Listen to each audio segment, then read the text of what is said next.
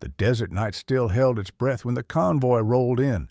Unmarked SUVs gliding with headlights off, tires whispering over gravel. Outside Phoenix, a single-story stash house sat like a dead tooth in the dark. Boarded windows, a quiet porch light, no movement. Then the order snapped through the radios. Steel rams slammed the front door like a guillotine. Flash! White fire. The shock wave punched dust from the ceiling. Federal agents down! Heat cameras painted bodies behind drywall in glowing silhouettes. The map of a hidden hive revealed in infrared. Boots thundered across tile. A hallway smelled of sweat and stale bleach. One room opened like a vault. Bales wrapped tight in brown tape, stacked chest high in perfect rows, as if someone had built a wall out of poison. Another room. Cash vacuum sealed into bricks, marked with grease pencil, bundled so neatly it looked almost respectable. Along the kitchen counter, weapons lay out in cold symmetry. Pistols, rifles, magazines lined like teeth, silencers dark as sin, a ledger smeared with fingerprints. Agents moved fast, precise, brutal, elbows, cuffs, control. A runner tried to bolt through the back door and got slammed into the dirt before his second step. Someone reached for a drawer and found a barrel staring back. The struggle was ugly, close, desperate, hands clawing, knees driving, bodies grinding against cabinets until the gun was ripped free. Outside, floodlights snapped on, turning the yard into daylight and every shadow into evidence. Then the name rang out, sharp, certain, almost disbelieving. Mayra Miranda, show your hands. Silence. A beat. Another. She appeared from the corridor like she'd been waiting for this moment, walking through smoke and broken plaster with her shoulders square.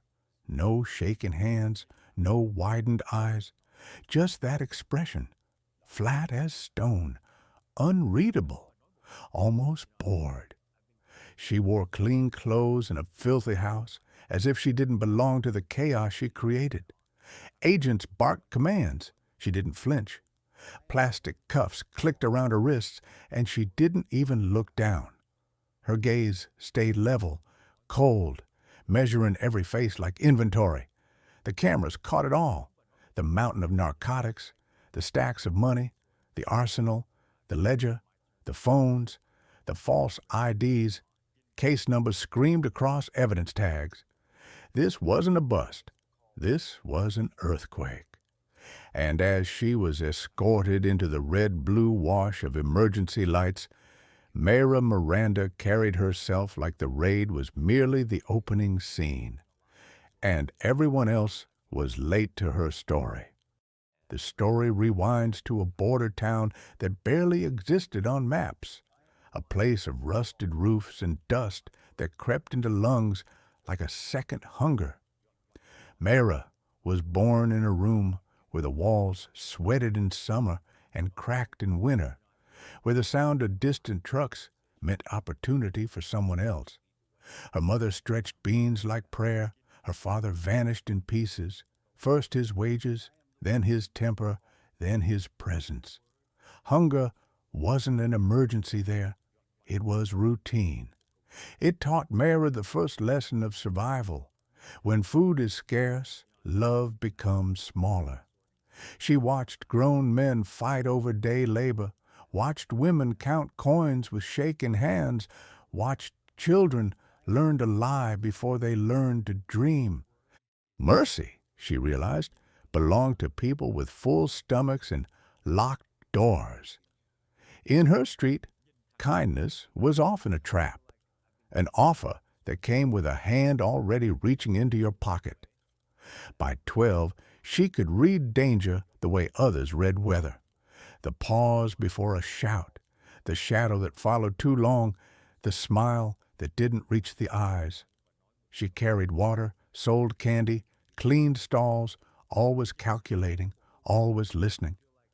Then came the betrayal that carved her into something harder. An older cousin, someone she trusted like blood, promised her a job, easy money, safe work. It was a lie wrapped in family.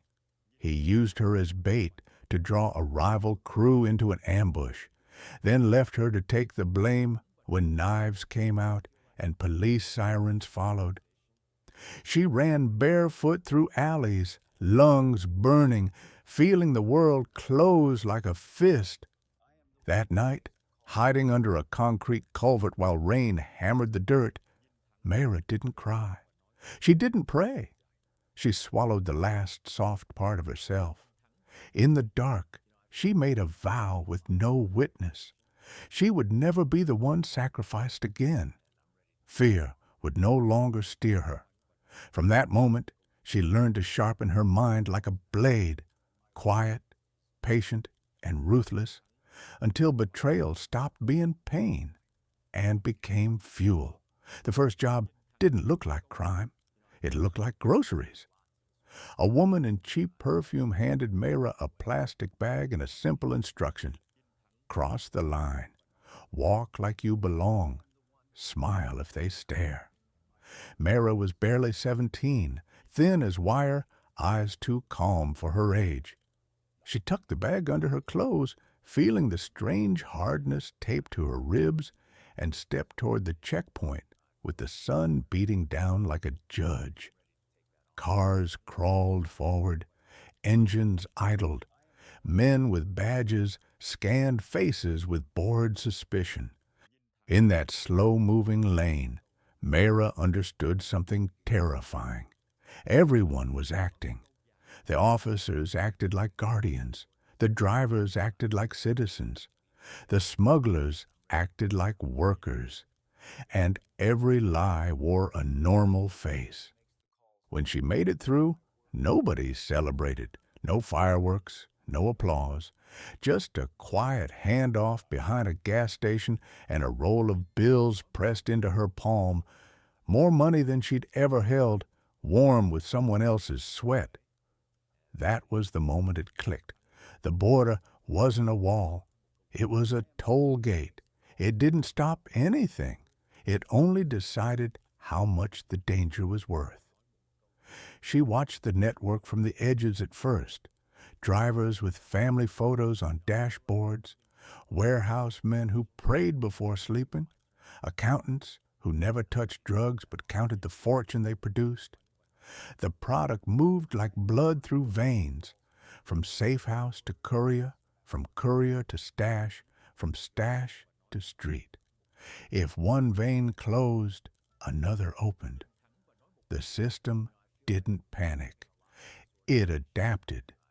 Mayra learned the real currency wasn't narcotics. It was trust bought with fear.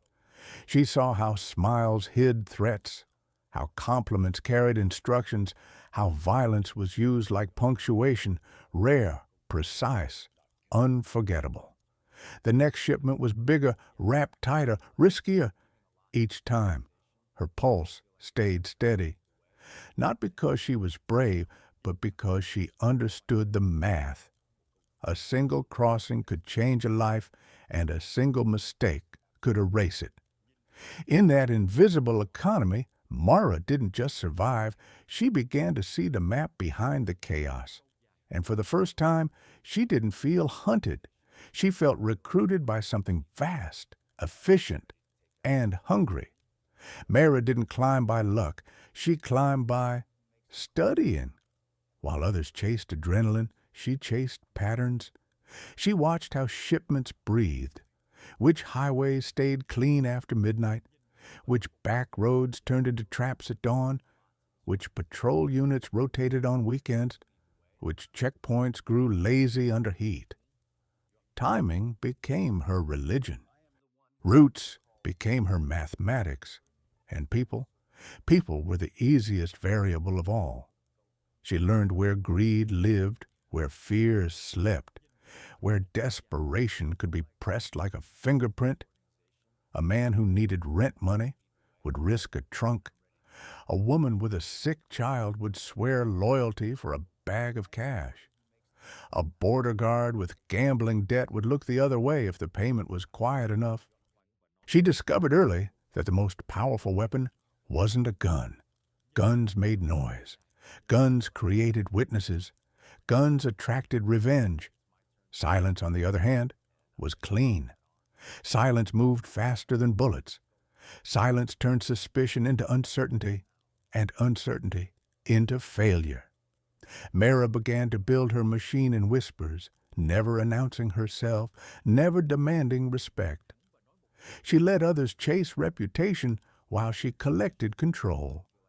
Recruitment didn't happen in crowded bars. It happened in laundromats, mechanic shops, dusty parking lots behind supermarkets.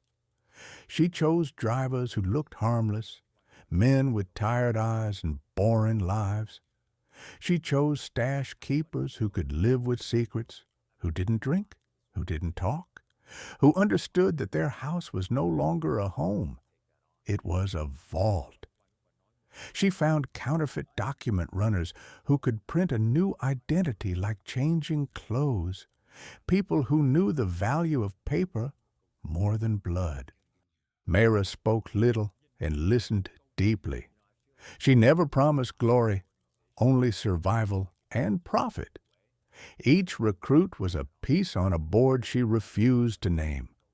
The network grew like roots underground, invisible from above, spreading quietly through Arizona's heat and shadow.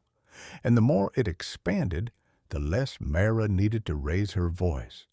Her silence became the message: obey or vanish without sound. Her first real pipeline didn't begin with power, it began with discipline. Mexico to Arizona was a wound that never closed, and Mayra learned to move through it without leaving fingerprints. She rejected the old method of one big shipment, one big payoff. Big loads drew big attention. Big attention drew prisons. Instead, she built a rhythm: smaller loads, faster turnover, constant motion, a stream instead of a flood. If one package was lost, the system stayed alive. If one driver failed, another route was already running. The pipeline wasn't a gamble anymore. It was a schedule. Mayra mapped the border like a surgeon maps veins. Her couriers changed vehicles twice before crossing and never crossed the same point 2 weeks in a row. Loads were hidden inside legitimate cargo: produce, construction materials, second-hand furniture, anything that smelled like normal life. She used decoys to pull patrol eyes away, staged fake breakdowns, split shipments into fragments that looked harmless alone but lethal together. She studied paperwork like a weapon, learning what officers expected to see and giving them exactly that, wrapped in confidence. Then came the art she mastered better than anyone: invisibility. Mayra never touched the product, not once. She understood contact created evidence, and evidence created chains. Orders were delivered through layers: burner phones, coded phrases, intermediaries with no full picture.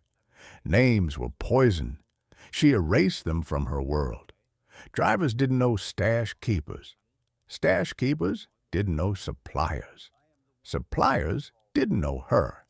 Every piece knew only the next step, like blind men passing a match in the dark. Patterns were the enemy. Mayra changed times, changed faces, changed routes, changed packaging. She even rotated the music drivers played because she believed habit was a scent investigators could follow. It made the crew uneasy, but that was the point. Comfort killed people. Suspicion kept them alive. Soon the pipeline became invisible, not because it hid well, but because it never stayed still long enough to be seen. And while others dreamed of building an empire loud enough to fear, Mayra built hers like smoke, silent, spreading, impossible to hold. The first blood didn't arrive with a gunshot. It arrived with an absence. A stash keeper in Mesa reported a shortage, small at first, almost believable, the kind of loss that could hide inside careless counting. But Mayra didn't believe in accidents. She believed in hunger. She traced the missing weight through receipts, routes, and mouths that talked too much. The name surfaced quietly. Nico, a low-level runner who had started wearing better shoes, flashing cash he couldn't explain. He swore innocence with trembling hands, a smile stretched thin like cheap plastic. He blamed confusion, blamed bad math, blamed everyone except himself. Mayra watched him without blinking and understood something colder than proof. His fear wasn't of being caught. His fear was of being exposed. She didn't raise her voice. She didn't threaten him in public. She simply made a call, short and precise, like snapping a bone. That night, Nico was told there was a new route to learn, a quick trip, easy money. He climbed into a truck with two men he trusted. The city lights fell behind them, swallowed by open land. The desert spread out like an ocean of dirt and silence, where the wind erased footsteps and the stars watched without mercy. At some point, the truck turned off the highway, heading into nothing. Nico laughed once, nervous, confused, then realized the joke wasn't for him. No body was ever found, no report filed, no scream heard by anyone who mattered. In Mayra's world, noise was sloppy. Noise attracted attention. So she chose quiet. Nico simply stopped existing, as if the desert had consumed him the way it consumed lost travelers. The next morning, a message reached the crew through the channels Mayra controlled. One sentence, no explanation. The desert keeps what is stolen. Nobody asked questions. Nobody spoke his name again. Drivers drove slower. Stash keepers counted twice. Smiles became smaller. Mayra never held the weapon. She never stepped into the sand. Yet the blood belonged to her decision. That was the moment the crew understood the truth. This wasn't a hustle anymore. It was a kingdom, and their queen ruled with silence, sharp enough to cut throats without ever touching skin. It began with paperwork, not sirens. A seizure in Yuma, neatly wrapped bundles hidden inside crates of produce, was logged, photographed, boxed into evidence. Weeks later, another load was pulled over outside Tucson, this time inside a modified fuel tank, the driver sweating bullets, swearing he knew nothing. Different routes, different vehicles, different faces. Yet one detail refused to disappear: the packaging. The tape had the same faint watermark. The bundles were cut to the same dimensions, weighed with the same obsessive precision. Even the grease pencil marks, tiny symbols most agents overlooked, matched like handwriting. At first, it looked like coincidence. Arizona was a crossroads. Everyone moved product through it. But a veteran analyst in a federal office noticed the repetition and felt the hair rise on his arms. Patterns were rare in this business. Smart traffickers changed signatures. Only one kind of network kept repeating, one that believed it was untouchable. A quiet report was drafted, then another. Soon, agencies that rarely shared anything started comparing notes. Border Patrol, DEA task forces, ICE intelligence units. Evidence boards filled with photos of bundles, maps of highways, lists of burner numbers, timelines of traffic stops. The hits didn't add up until they did. What scared them wasn't what they found. It was what they didn't. Every arrest led to a dead end. Every driver was a disposable pawn. Stash houses were rented under stolen identities. Cash moved through businesses that looked clean on paper. No kingpin appeared, no boss surfaced. The operation behaved like a ghost, always present, never seen. And yet the seizures kept whispering the same story. An invisible architect controlling the flow with surgical discipline. A 5-year probe ignited without headlines.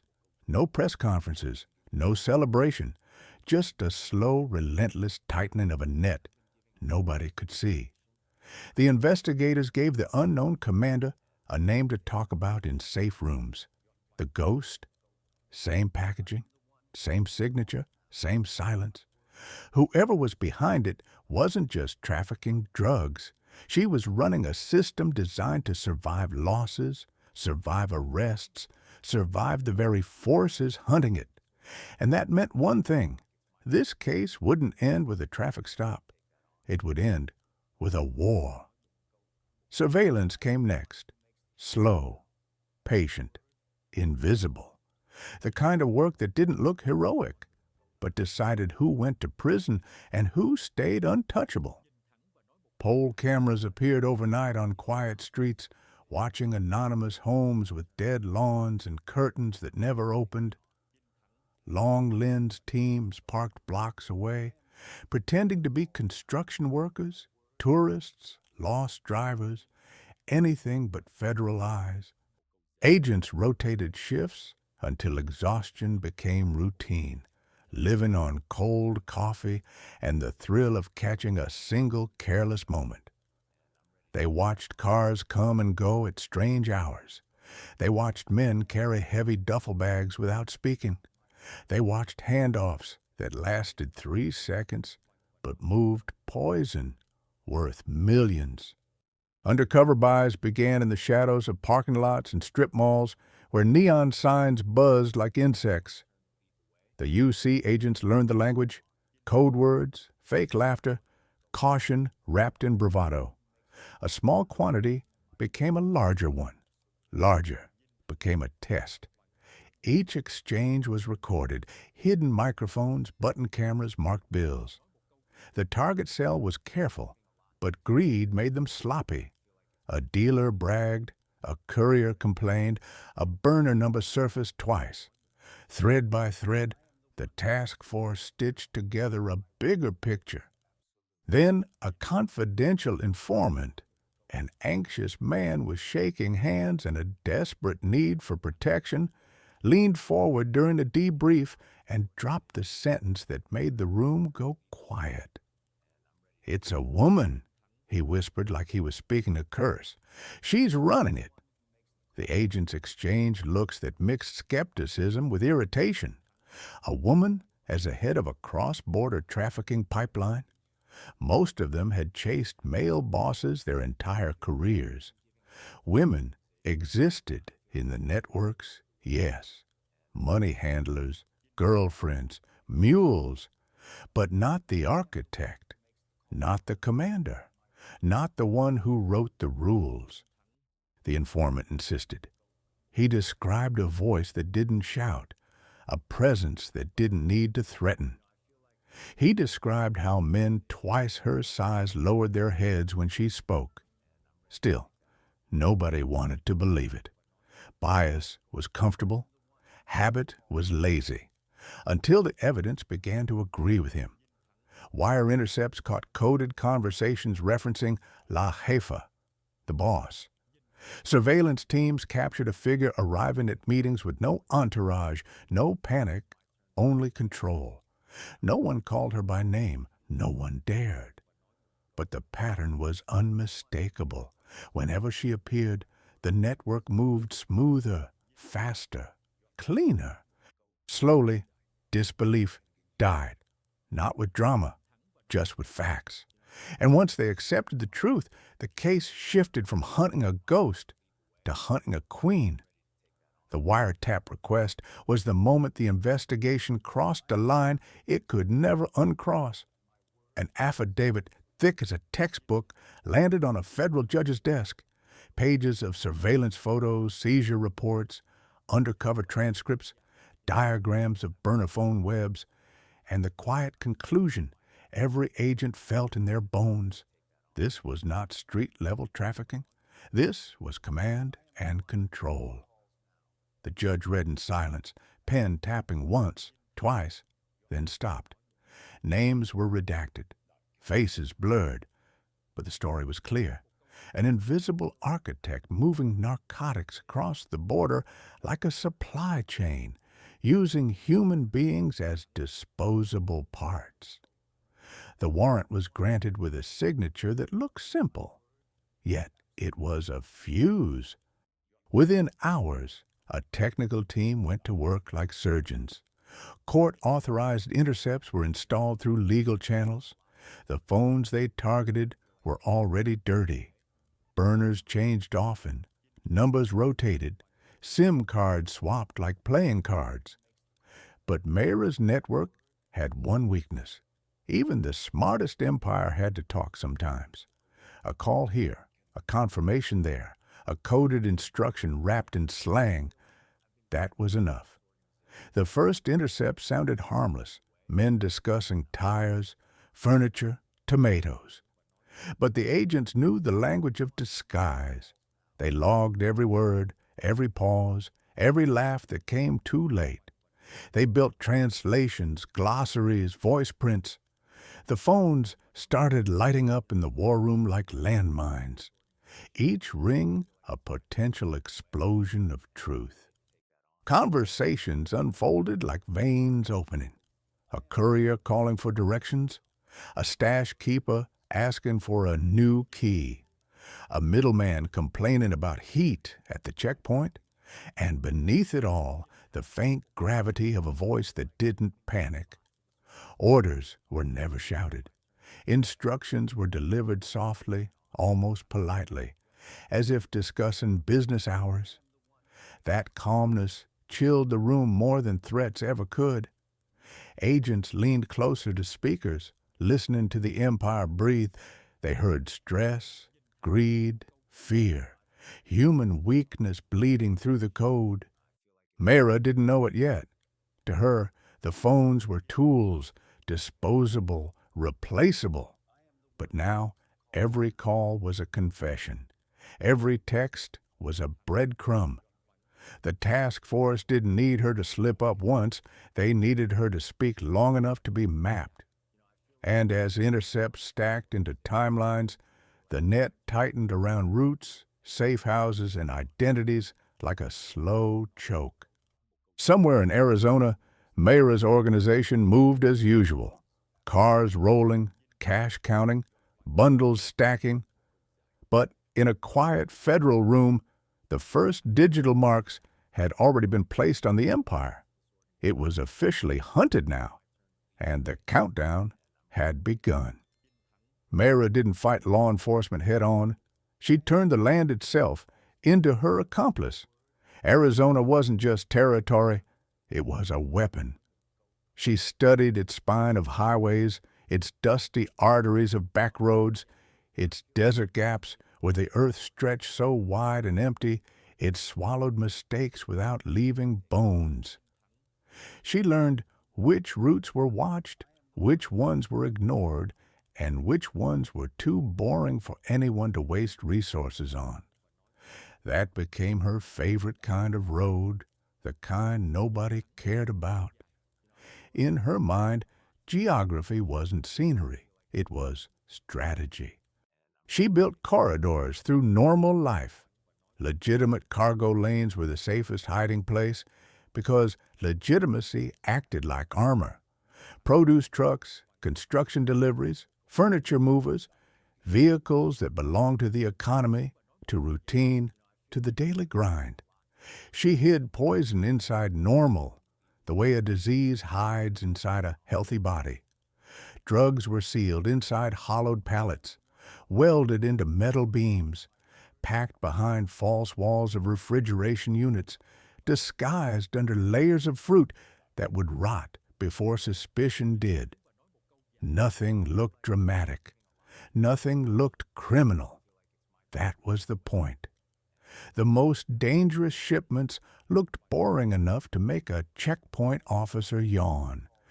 Mayra also used the desert like a cloak.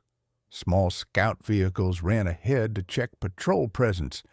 If a route felt hot, she rerouted within minutes.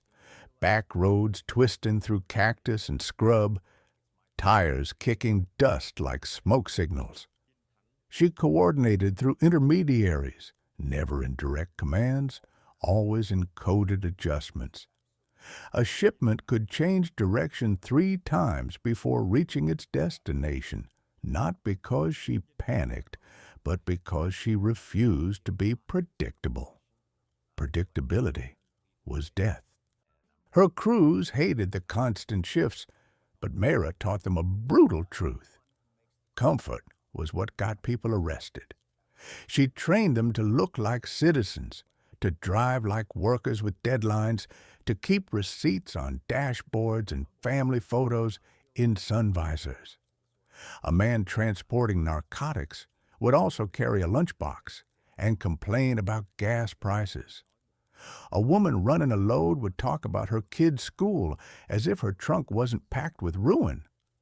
Mayra knew investigators hunted excitement, hunted anomalies, hunted the loud. So she made her empire quiet, not hidden under darkness, hidden under daylight. And in that disguise of ordinary life, her poison crossed borders like it belonged there. The chase detonated under a brutal Arizona sun, the kind that turned windshields into mirrors and made asphalt shimmer like water. A border patrol unit flagged an SUV near the corridor. Routine at first, a simple stop, a simple check. But the vehicle hesitated, dipped its nose as if to comply, then surged forward like a startled animal. The agent's hand snapped to the radio. "Runner! Runner! Southbound!" Sirens screamed to life. The SUV blasted onto the highway, heavy, swaying with a hidden weight inside, its suspension begging for mercy. The driver didn't look back. He drove as if stopping meant death. Tires howled through a sudden lane change, carving across traffic with inches to spare. A sedan swerved, nearly flipping. Dust erupted as the SUV cut off road, tearing through scrub and cactus, throwing a storm of sand behind it like a smokescreen. Patrol units followed, engines roaring, suspension slamming against ruts. The desert became a battlefield of speed and heat. Helicopter blades thumped overhead, shadowing the fleeing vehicle like a predator's wing. Ahead, a spike strip was deployed, flat black teeth across the road. The SUV hit it hard. Pop! Then another, then a violent shudder. Rubber shredded, flapping like torn cloth.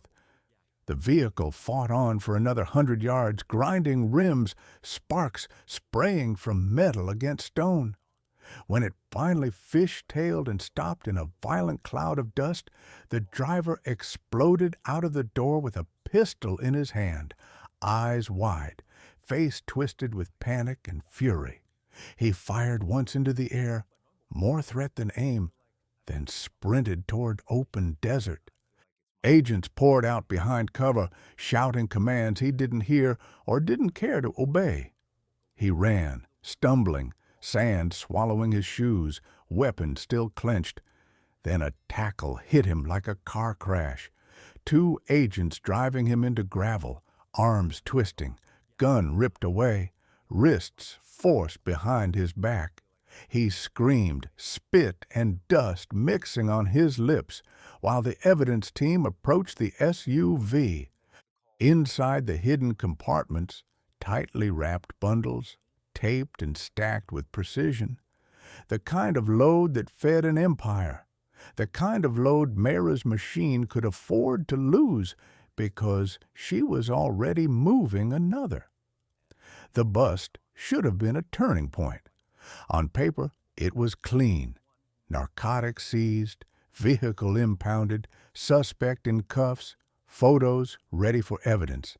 The kind of stop that ended careers on the other side of the law. But in the interrogation room, the momentum died. The driver sat slumped under fluorescent lights, dust still caked in his hair, fear baked into his voice. He knew routes, not reasons. He knew drop points, not names. He knew what to do if chased, not who to call if arrested. Every answer circled back to the same empty center. He wasn't protecting a boss. He didn't have one, at least not a face he could give. The product was real, tested, weighed, logged, pure enough to make headlines, valuable enough to matter. Yet the man who carried it was disposable, trained to know just enough to function and nothing more. Investigators pressed harder, offered deals, threatened years behind bars. The driver broke in pieces, tears, curses, desperation, but nothing useful fell out.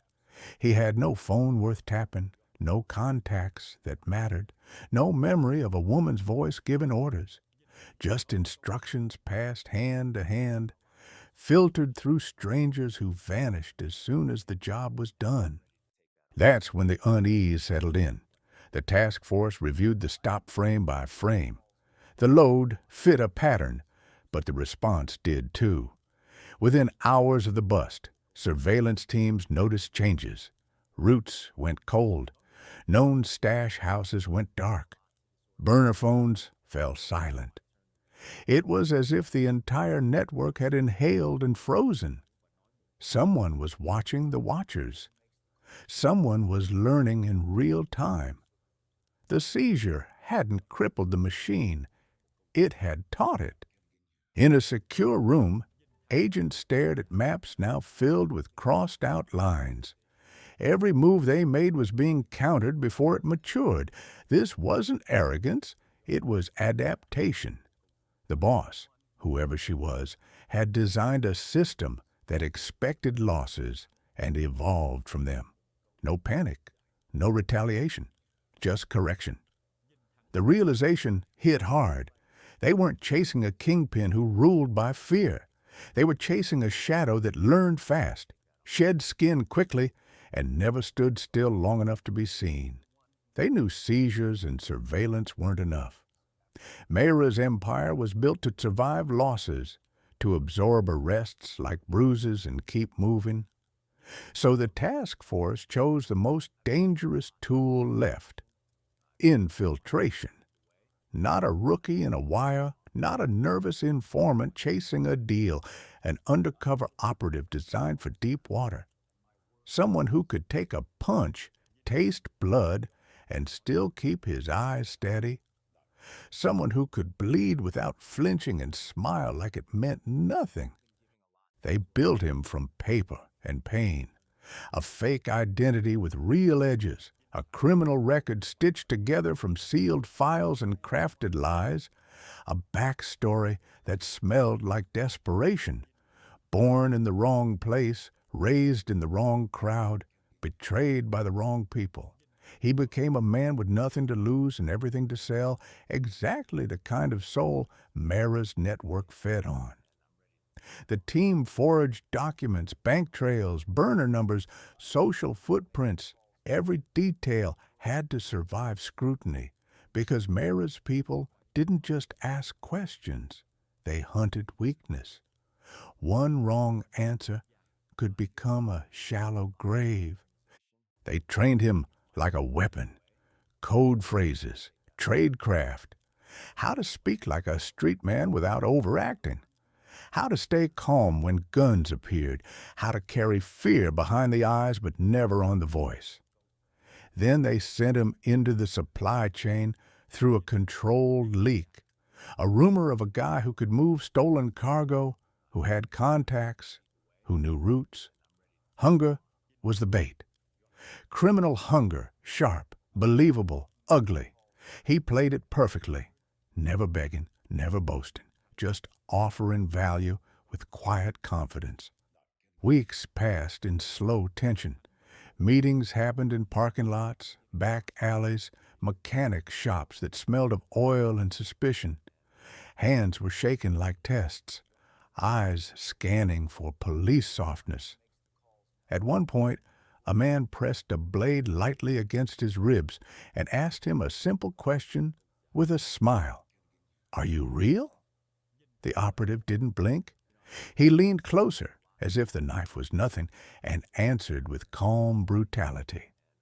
In that moment, the supply chain opened a crack. And through that crack, the task force began to slide inside Mayra Miranda's world, one lie at a time. Mayra didn't welcome new blood. She dissected it. In her world, every fresh face was either a tool or a threat, and she treated both the same, with suspicion sharpened into method. Loyalty wasn't claimed. It was proven, then proven again. She tested people the way sharks test water, by disturbing it and watching what floated to the surface. The undercover operative felt it immediately. The first meeting went well, too well. A courier smiled too warmly. A middleman asked harmless questions with eyes that never stopped measuring. Mayra wasn't present, but her gravity was. The room itself behaved like it was listening for mistakes. The traps began small. A delivery that should have happened at 2 o'clock shifted to 1:15 with no warning. A new address appeared by text, then changed again 5 minutes later. A contact number rang twice and died. Plans changed, they said, like weather. But it wasn't chaos. It was a filter. Anyone who complained revealed ego. Anyone who asked too many questions revealed fear. Anyone who hesitated revealed something worse, calculation. Mayra wanted to know who adapted and who froze. In her empire, hesitation was a crack where police could crawl in. She staged fake deliveries with empty packages, watched who panicked when nothing arrived, watched who called whom. Wrong addresses were sent like poisoned gifts, designed to see if anyone tried to confirm with an outside source. Once, the operative was told to pick up a load from a garage that didn't exist. When he arrived, there was no garage, only 2 men sitting in a parked car, waiting in silence. He understood instantly this wasn't a pickup. This was a judgment. He walked past them, unshaken, lit a cigarette with steady hands, and waited as if delays were normal. Minutes later, a phone buzzed with a new location. He didn't curse. He didn't question. He moved. Sudden changes came like slaps. Vehicles switched, license plates swapped, routes rerouted mid-drive. A man would whisper, "Turn now," and the whole plan would pivot without explanation. The operative learned to swallow his instincts, to become fluid, because Mayra's system didn't punish mistakes. It punished doubt. Every trap was designed to expose weakness, to force the truth out through pressure, and somewhere behind the shifting instructions, Mayra watched the results without emotion, deciding who belonged in her machine and who needed to disappear. He survived the early tests, but survival in Mayra's world was never clean. It was always paid in fear. The backroom meeting happened behind a closed tire shop after midnight, the front lights off, the air thick with rubber dust and sweat. 3 men waited inside, their posture loose but their eyes sharp, the kind of calm that came from experience. The operative stepped in and felt the room tighten around him like a noose. There was no handshake this time, no small talk, just a folding table, 2 chairs, and silence sharp enough to cut. A man with scarred knuckles slammed his fist onto the table hard enough to rattle the metal. "Who sent you?" he demanded. The operative kept his face flat, breathing slow, eyes steady. He recited his lie like it was truth, the story rehearsed so deeply it almost became memory. Another man leaned forward and placed a pistol on the table, not pointing it, not yet, then dragged it slowly across the wood until the barrel kissed the operative's forearm. Cold metal met warm skin. Pressure increased, deliberate, humiliating. The operative didn't flinch. He stared at the gun like it was nothing more than a paperweight, refusing to give them the satisfaction of a twitch.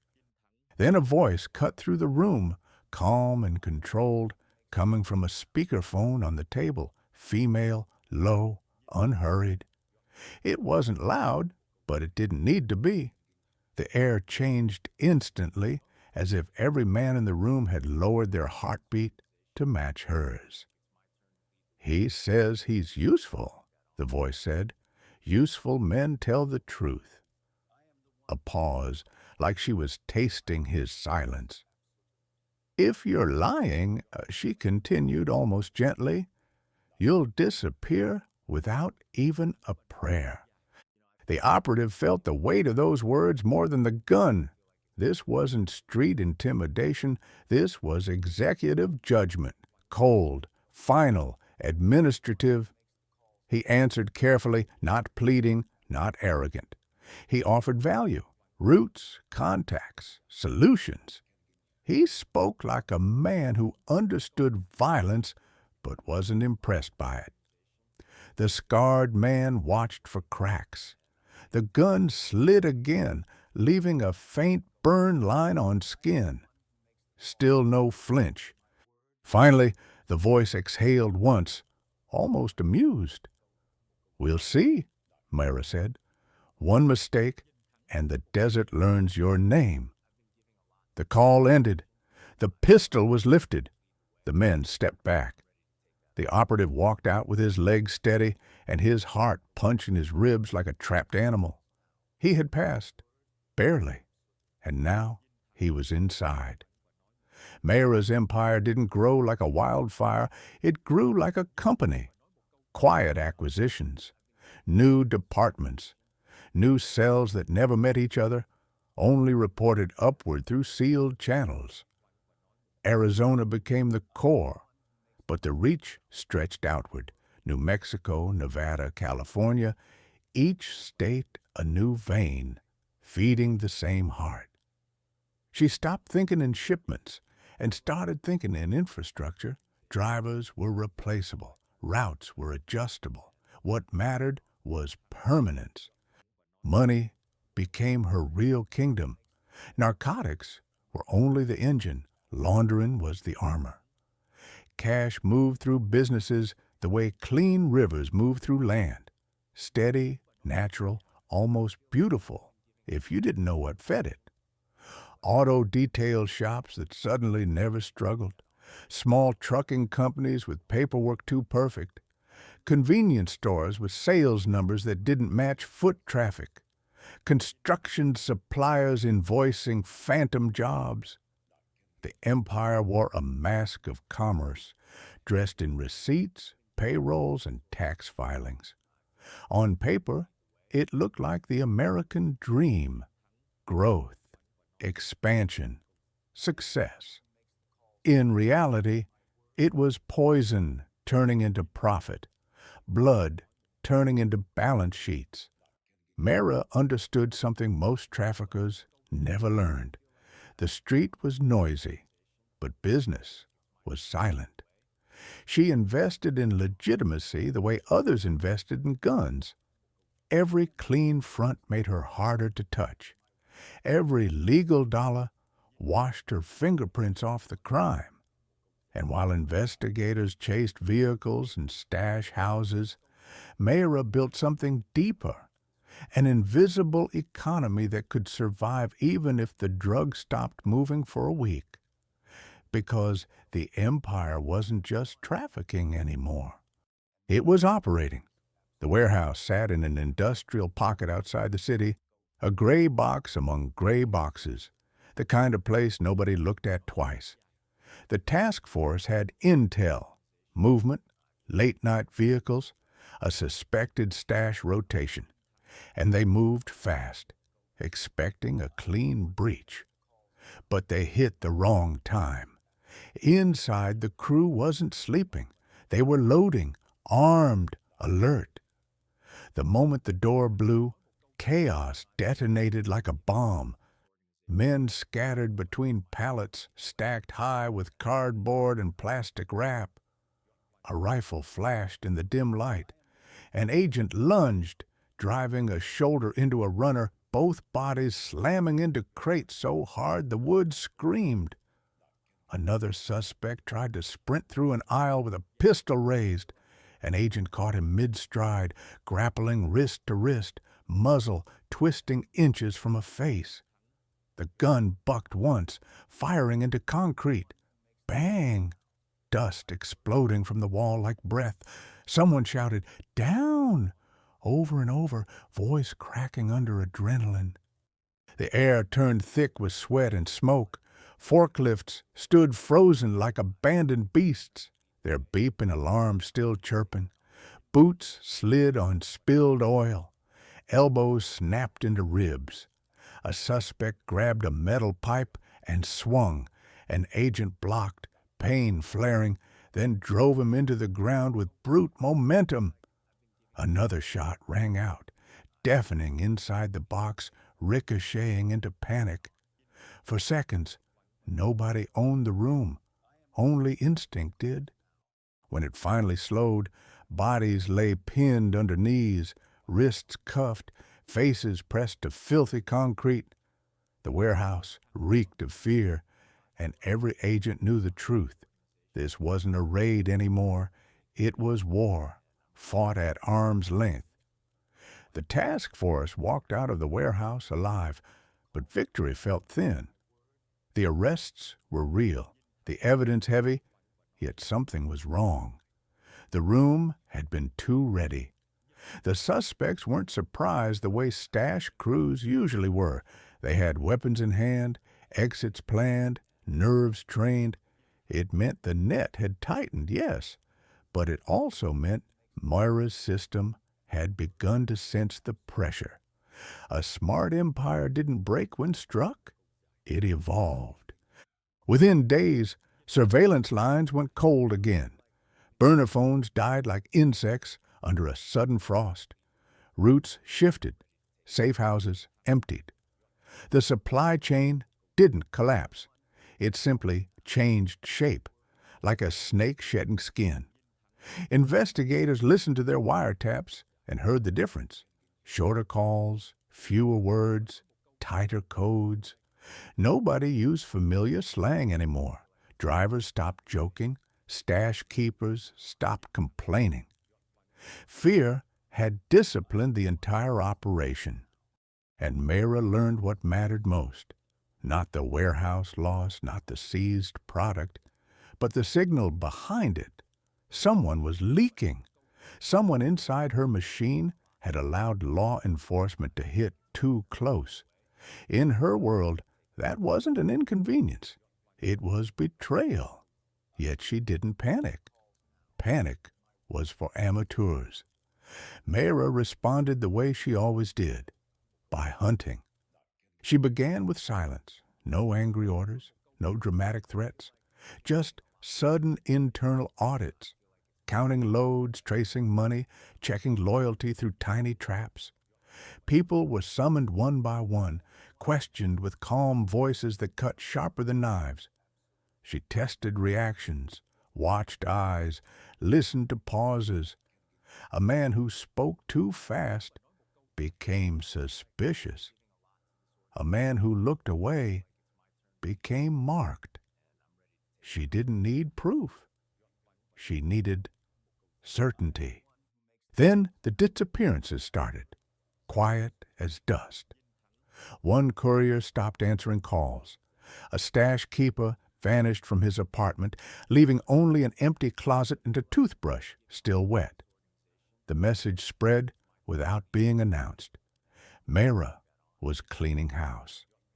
And somewhere inside the task force, the undercover operative felt the temperature drop, realizing the empire was no longer just defending itself. It was searching for a traitor with teeth. Trust died quietly in Mayra's empire like a light bulb burning out without warning. After the warehouse hit, she stopped treating loyalty as an assumption and began treating it as a debt, one that had to be paid daily or collected in blood. She initiated a purge with no announcement. People simply vanished from the chain, removed like defective parts. A driver missed a call and was never seen again. A stash keeper asked too many questions and suddenly moved away. Fear became the new currency, and it traveled faster than money. Meetings changed. Phones were surrendered at doors. Eyes stayed lowered. Even laughter sounded forced, like men were afraid their smiles might be recorded. Mayra's silence became heavier than any threat. Nobody knew who was safe. Nobody knew who was next. In that kind of darkness, suspicion didn't just poison friendships. It turned every breath into evidence. One lieutenant, a longtime organizer who had built cells for her in Arizona, was summoned to a private location. He arrived sweating, confidence cracked, carrying years of service like a shield. He pleaded before she even spoke, not loudly, just urgently, voice shaken with humiliation. He swore he hadn't betrayed her, swore on his children, swore on everything he had left. He offered money, new routes, new soldiers. He begged for mercy, as if mercy still existed in their world. Mayra listened without blinking. Then she answered with cold arithmetic, like she was balancing books. "If you're loyal," she said, calm as ice, "you live." A pause long enough to crush hope. "If you're not, you die." No anger, no drama, just a final equation. The lieutenant's mouth opened, searching for another plea, but nothing came out. He understood in that moment that loyalty wasn't love. It was survival, measured, verified, enforced. When he was escorted away, nobody asked where he went. In Mayra's empire, questions were dangerous, and trust had become a crime, punishable by disappearance. In the federal wire room, the speakers never stopped breathing. Voices spilled out day and night, broken phrases, coded instructions, panic disguised as confidence. Investigators listened with headphones pressed tight, logging every second, every pause, every tremor. They didn't just hear logistics anymore, they heard fear, the kind that turned men into animals. Calls that once sounded relaxed now sounded clipped, paranoid, haunted. Nobody said names. Nobody joked. Every word carried weight, as if the phone itself might bite. "Change the route," one voice hissed. "Now, now." Another answered in code, but the terror was plain. "The desert is hungry," he said, meaning someone had disappeared, meaning Mayra was cutting, meaning trust had become lethal. The wiretaps caught threats delivered like business reminders. If he talks, he's gone. If he hesitates, erase him. Sometimes there was silence after those sentences, a dead space filled with breathing, like both sides were staring at the same invisible knife. Agents began to recognize patterns in the panic. A courier calling too often. A stash keeper whispering like someone was in the next room. A middleman pleading for reassurance, voice shaking, trying to sound tough and failing. They heard men arguing, accusing, breaking apart. The Empire's smooth machinery was grinding, and the wiretaps recorded the collapse in real time, a documentary made of guilt and pressure. One call stood out. Two lieutenants speaking late at night, voices low but cracked. "She thinks it's us," one muttered. "We're dead either way." The other answered with a single exhausted breath, like he'd already accepted his own funeral. Investigators stared at each other across the room, realizing how deep Mayra's paranoia had gone. The hunt inside the network was destroying it faster than raids ever could. Every intercepted call was a window into the Empire's heartbeat, and that heartbeat was accelerating toward failure. The investigators didn't need to imagine the collapse. They could hear it. Fear shaking voices, loyalty dissolving, the sound of a kingdom rotting from within. It happened in a cramped apartment above a closed pawn shop, the kind of place that smelled like sweat, old smoke, and cheap detergent. The operative was summoned without warning, told to come alone, told it was urgent. The hallway felt wrong, too quiet, too still.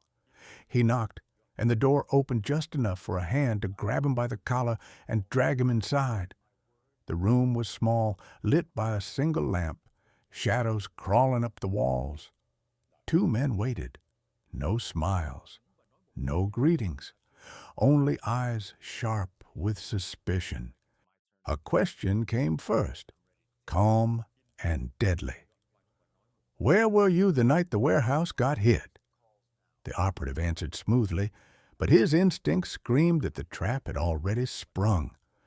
Another man stepped behind him. Cold steel kissed his throat. A knife, pressed just enough to make skin tighten, to make breath a decision. The operative didn't swallow. He didn't blink fast. He controlled every muscle like a locked door. One wrong reflex, and the blade would open him like paper. The men leaned closer, listening not just to his words, but to his heartbeat. "Say it again," one whispered. "Slow." The operative repeated his story, measured, believable, empty of emotion. The knife slid slightly, drawing a thin line of heat on his neck. The room tasted like metal. Then the air changed. Someone entered, quiet as a shadow.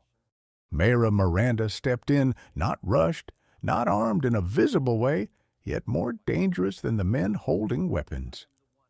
She moved close enough that he could smell her perfume, clean, expensive, out of place in that filthy room. She didn't speak at first. She studied him, face unreadable, eyes sharp like a scalpel. Her gaze didn't search for fear, it searched for truth. Micro cracks, hesitation, anything human. The knife remained at his throat.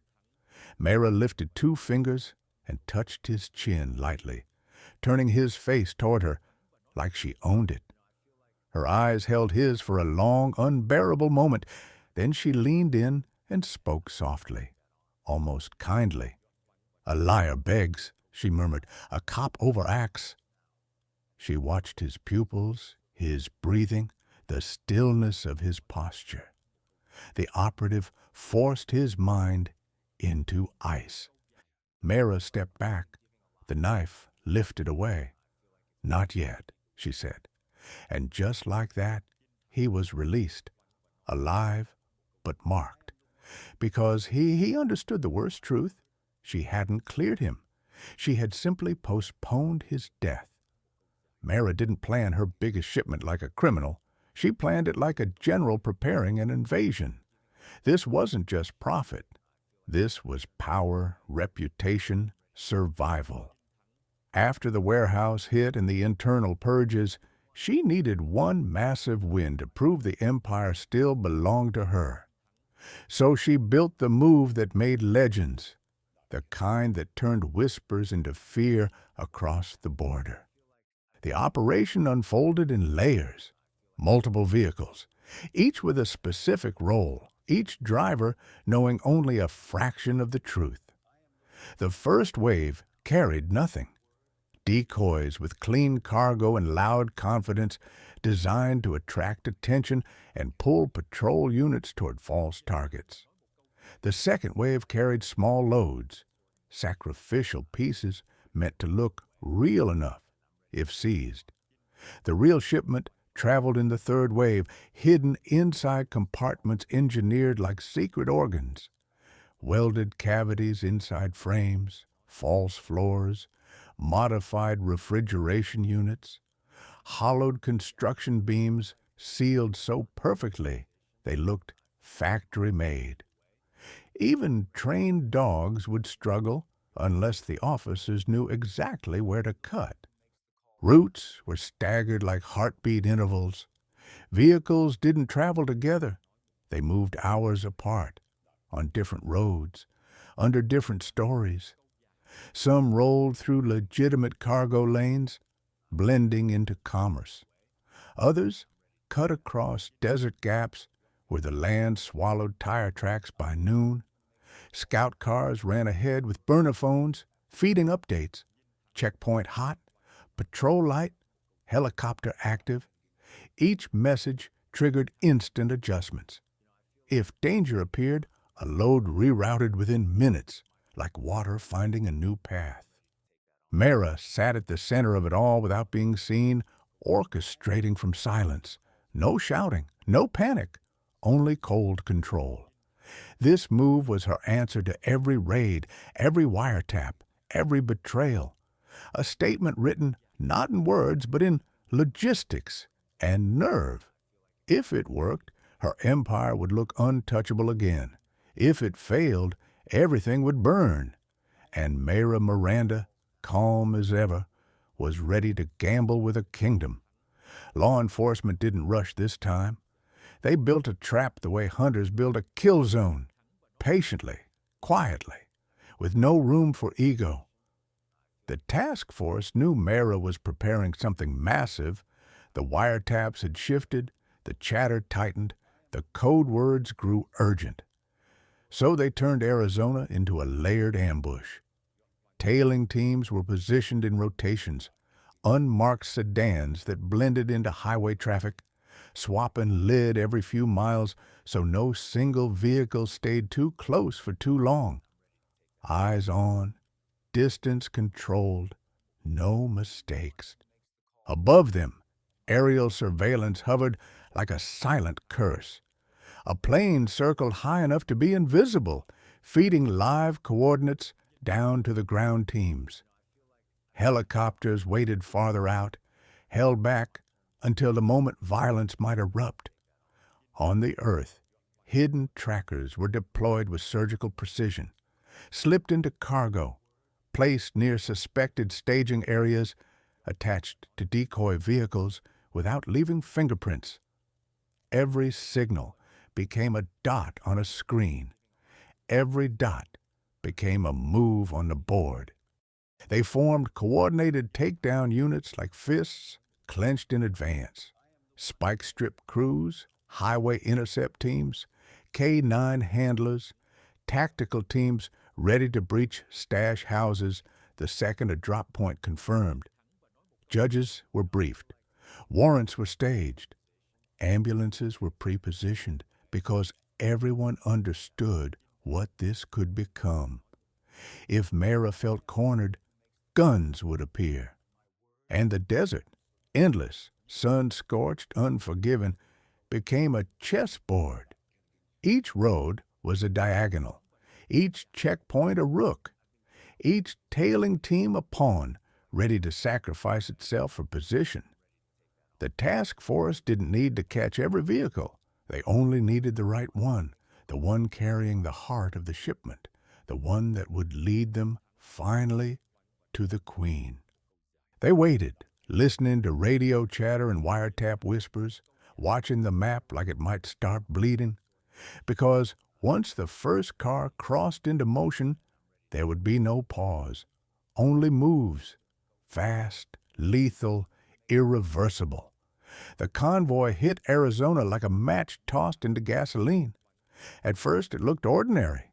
Trucks rolling in routine lanes, SUVs spacing out like harmless commuters. Then the first tracker pinged. A dot moved too clean, too deliberate.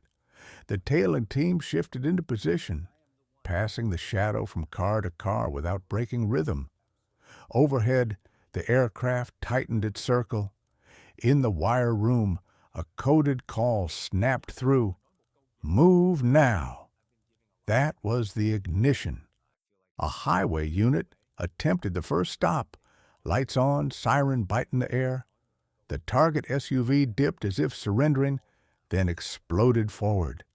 Another vehicle cut across 3 lanes, blocking traffic like a shield. Horns screamed, tires shrieked. The chase tore through the highway at lethal speed, engines roaring like beasts under the sun. A pickup clipped a sedan. Metal screamed as it spun, smashing into the guardrail. Debris scattered like shrapnel. The convoy fractured, drivers improvising, splitting into different exits, trying to drown in the city's arteries. Agents pushed hard, calling units in. Spike strips were deployed ahead. One SUV hit the spikes and jerked violently, rims grinding sparks, but it still barreled forward until it died in a cloud of dust. Doors flew open. Men jumped out mid-motion, duffel bags in hand, heavy, bouncing, stuffed with tightly wrapped bricks. They ran like they were carrying the devil itself, terror propelling them faster than logic. One suspect vaulted a median and sprinted into traffic. A car slammed brakes inches from his knees. Another man tried to draw a pistol while running. An agent tackled him into asphalt with brutal force, both bodies sliding, the gun skidding away. The air became noise and heat, sirens shouting, radio codes, helicopters chopping overhead. Agents chased through on-ramps and drainage ditches, leaping over barriers, grabbing collars, ripping bags open. Bricks spilled out, tape glossed, perfectly stacked. The Empire's poison exposed under daylight. One driver tried to flee into a neighborhood and was pinned against a fence, face pressed into gravel, wrists cuffed so tight, blood drained from his hands. For minutes, Arizona was pure chaos, a moving battlefield of speed, sweat, and fear. And when the dust finally settled, the task force stood over scattered narcotics like trophies of war, knowing they had just ripped open the biggest artery of Mayra's empire. The evidence didn't just accumulate, it stacked into a wall too high to deny. After the convoy collapse, the task force moved like a machine, hauling seized narcotics into secure lockers, cataloging every brick by weight, purity, and packaging signature. Cash followed. Bundles found in hidden compartments, safe houses, and business back rooms, vacuum sealed and tagged like organs in a morgue. Analysts traced money trails through shell companies and clean storefronts, exposing deposits that didn't match reality, invoices for jobs that never happened, payrolls for employees who didn't exist. The empire's mask of commerce began to crack under the sharp light of accounting. Communications became the spine of the case. Burner phones were extracted, cloned, decoded. Messages that once looked harmless, tires, tomatoes, furniture, revealed routes, drop points, quantities. Wiretap transcripts turned into timelines. The pattern was no longer a theory. It was architecture, and inside interrogation rooms, beneath fluorescent lights that made skin look sick and truth feel unavoidable, the empire started bleeding out. One suspect tried to posture, jaw clenched, eyes hard, until the photos hit the table. Seized bricks, tracker data, surveillance stills. His confidence drained like water. Another man wept quietly, whispering names he swore he'd never speak, begging for a deal, begging to survive. Testimonies came in fragments at first, then in floods.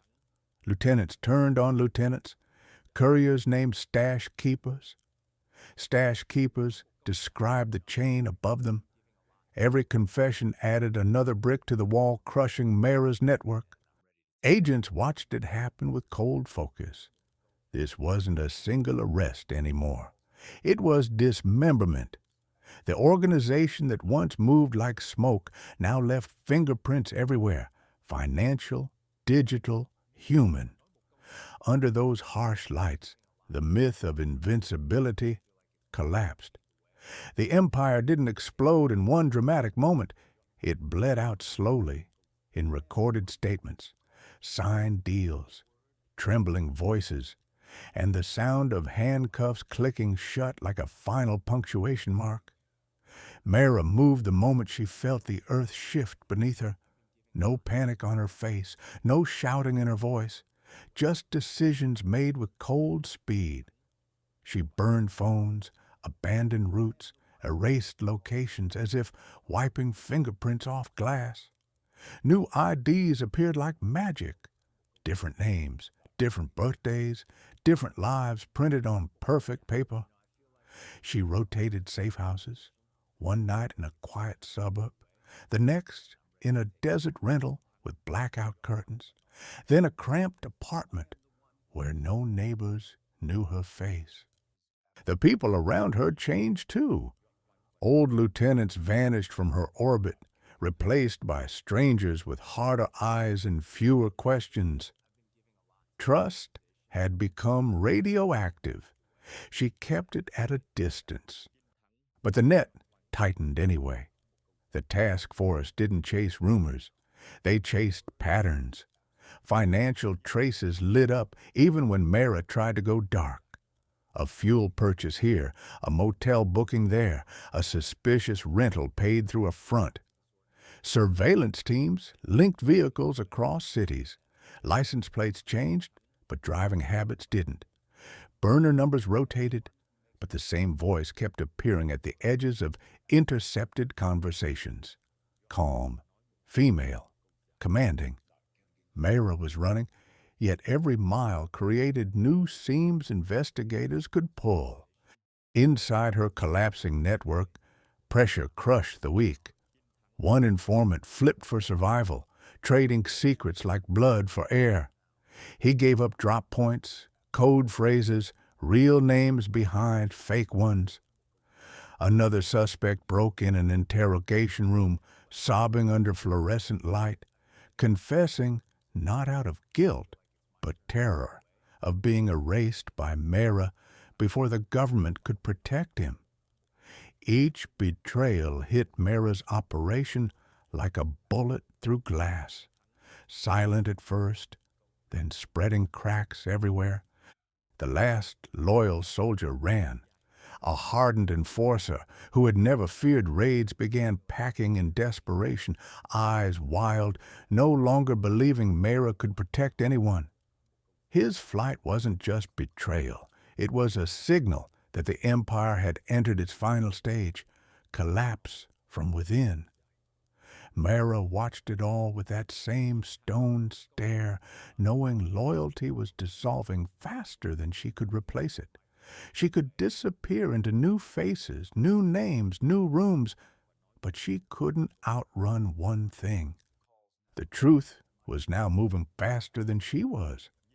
In a secure room filled with maps and screens, the final strike took shape like a storm gathering pressure. It wasn't improvised. It wasn't emotional.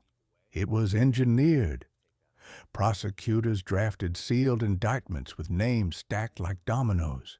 Drivers, stash keepers, money launderers, coordinators, each charge calibrated to lock the network in place.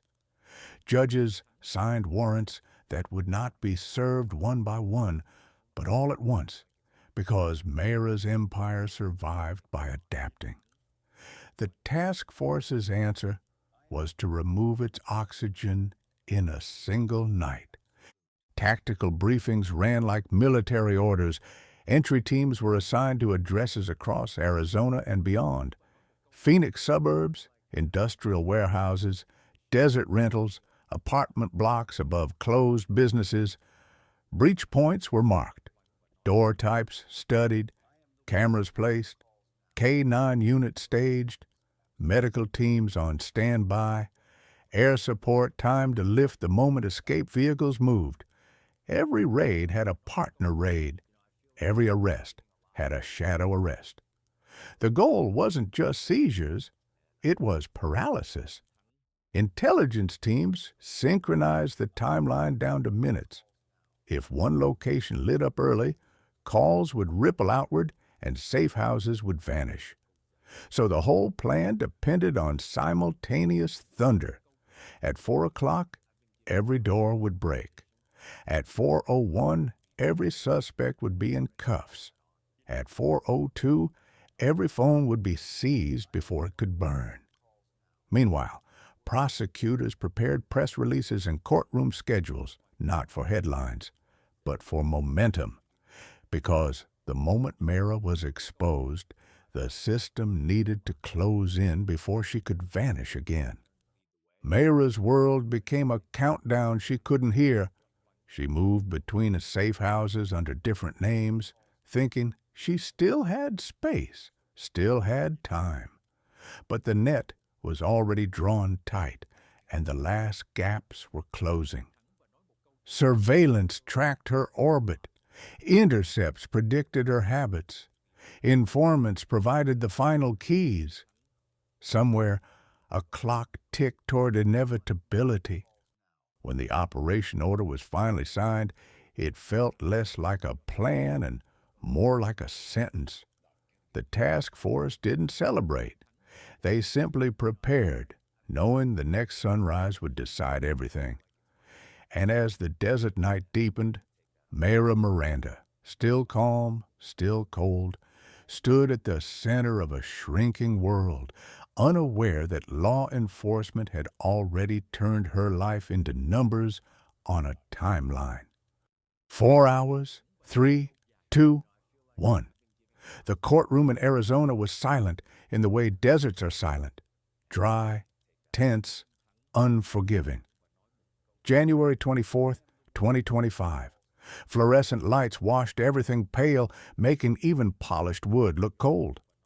Mayra Miranda stood at the defense table in a clean suit, wrists free now, but spirit still locked in that same stone calm. She didn't look like the chaos she created. No tattoos on display, no dramatic tears, just a face trained to show nothing, as if emotion were weakness, and weakness was death. Across from her, the prosecution spoke with surgical certainty, building a story brick by brick until it became a wall. They laid out the empire as numbers and facts, cross-border trafficking routes feeding Arizona like arteries, layered stash houses, decoy vehicles, hidden compartments engineered to defeat inspection. They described her leadership role not as rumor, but as structure, how orders flowed downward, how cells operated blind, how silence was enforced with disappearance. A years-long investigation unfolded in charts and timelines, showing surveillance lines, wiretap transcripts, seized shipments, and financial trails that washed dirty money into clean storefronts. The prosecutor's voice never rose, yet every sentence hit like a hammer. She wasn't a courier, he said. She wasn't a middleman. She was command. Photos flashed on screens, bundles stacked like war supplies, cash sealed into bricks, ledgers filled with coded marks. Witnesses had flipped, lieutenants had broken. The task force had tracked her like a predator tracks wounded prey. Patient, relentless, invisible, until the final strike closed the cage. Mayra listened without blinking. When her name echoed in the courtroom, it sounded less like an identity and more like a warning. And in that silence, everyone understood. This wasn't just a case being sentenced. It was a kingdom being buried. The silence didn't last. When victim impact statements began, the courtroom air changed. Thicker, heavier, as if grief had weight. One by one, voices rose from the benches like wounds being reopened. A mother stood with trembling hands and described a son who started with just once, then slipped into sickness, theft, and finally a body found cold in a locked bathroom. Her words didn't sound like testimony. They sounded like a funeral that never ended. A father spoke of selling his tools to pay for rehab, only to bury his daughter months later.